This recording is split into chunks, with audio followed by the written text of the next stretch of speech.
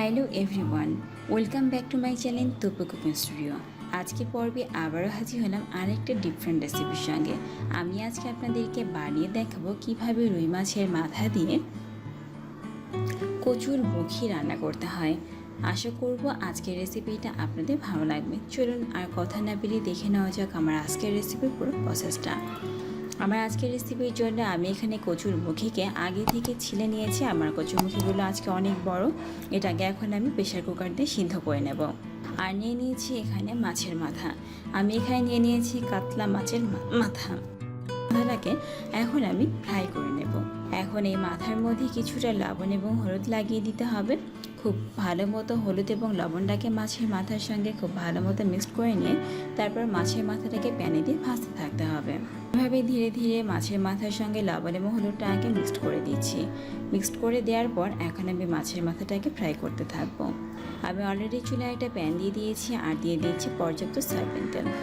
এখন দিয়ে দেব আমার কেটে রাখা যে কাতলা মাছের মাথাটা ছিল সেই কাতলা মাছের মাথাটাকে। আমি ধীরে ধীরে মাছের মাথাটাকে ভেজে নিচ্ছি। তারপর আবার রেসিপিটা তৈরির পালা। ধীরে ধীরে উল্টিয়ে পাল্টিয়ে মাথাটাকে ভাজতে থাকতে হবে। খুব বেশি টাইম নিয়ে ভাজতে দরকার নেই, তবে একটু হালকা করে ভাজলেই চলবে। দেখুন আমার মাছের মাথাটা ভাজা অলরেডি হয়ে গেছে, তাই আমি এখন তুলে ফেলছি। এখন আমার রেসিপিটা তৈরির পালা। রেসিপিটা তৈরির জন্য আবারও দিয়ে দিয়েছি একটা প্যান, দিয়েছি পর্যাপ্ত সয়াবিন তেল, দিয়ে দিচ্ছি সিদ্ধ করে রাখা যে কচুর মুখিটা ছিল সেই কচুর মুখিটাকে, দিয়ে দিচ্ছি স্বাদ মতো লবণ, দিয়ে দেবো পরিমাণ মতো হলুদ গুঁড়া। তার আগে দিয়ে দিলাম 1 চা চামচ পরিমাণ মরিচের গুঁড়া এবং সামান্য হলুদ গুঁড়া। এখন তিনটি উপকরণকে খুব ভালো মতো একটু পানি দিয়ে দিচ্ছি। এখন খুব ভালো মতো কচুর মুখির সঙ্গে মিক্সড করে নেব। এখন ধীরে ধীরে কচুর মুখিটাকে এভাবে ভেঙে ভেঙে দিয়ে ভেজে নিচ্ছি, যাতে খুব ভালো মতো আবার মশলাটাও কষানো হয়, সঙ্গে কচুর মুখিটাও যেন খুব ভালো মতো কষানো হয়। এই প্রসেসে মিনিমাম 4 থেকে 5 মিনিট এভাবে কচুটাকে কষিয়ে নিতে হবে, যাতে কচু থেকে কোনো কাঁচা স্মেল না আসে। যদি কচু থেকে কোনো কাঁচা স্মেল আসে তাহলে কিন্তু রেসিপিটা খেতে মোটেও ভালো লাগবে না। এভাবে ধীরে ধীরে উল্টিয়ে পাল্টিয়ে আমি কচুটাকে কুক করে নিয়েছি। আমি কিন্তু সব কচুগুলোকে ভেঙে দিয়ে কুক করছি।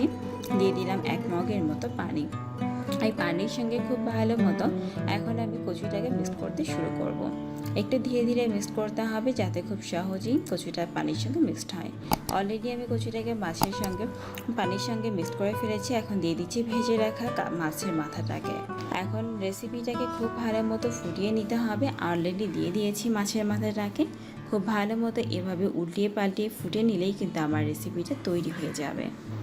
আমি এখন রেসিপিটাকে খুব ভালো মতো ফুটিয়ে নিয়েছি, মিনিমাম 7 থেকে 8 মিনিট ফুটিয়ে নিয়েছি। দেখুন আমার মাছের মাথাটা অলরেডি ভেঙে গেছে। এইভাবে ফুটিয়ে নিলেই কিন্তু মাছের মাথাটা ভেঙে যাবে, আর একটু চাপ দিয়ে ভেঙে দিতে হবে।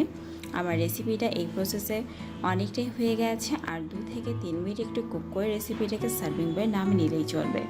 সবার শেষে দিয়ে দিচ্ছে 1 চা চামচ পরিমাণ চাক মশলা। যদি আপনি রেসিপি হওয়ার আগ মুহূর্তে চাক মশলা ইউজ করেন তাহলে রেসিপিটা খেতে অনেক ভালো লাগে।